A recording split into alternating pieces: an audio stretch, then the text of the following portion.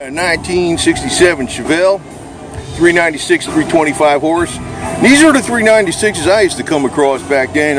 It was very rare to ever see. I don't remember ever seeing a 375 horse. But a lot of people beefed them up past that anyway with the cam. But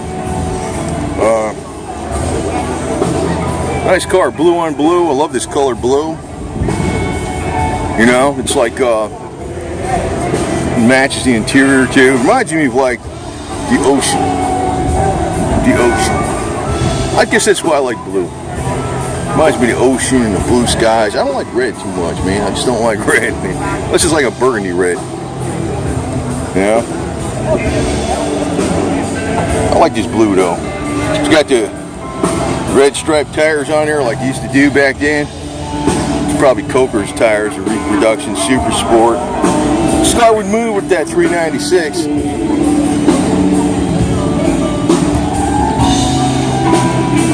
Believe it or not, though, the Roadrunner 383, my Roadrunner used to beat these 396s, but the 325 horse one, if they didn't mess with them much, the 383 was lighter weight. The engine itself, I don't know, maybe it was just because the way I always had it super tuned just right.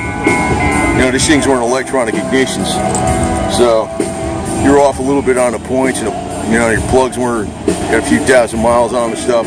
And I used to swap out the plugs every 3,000 miles and adjust the points every 1,500 miles and get, you know, do the quick curve and advance. I had everything set just right. There's a lot of things you could rob horsepower back then with the old point system and the carbs. You didn't have them just right. I always made sure I got my shit exactly correct, so did pretty good.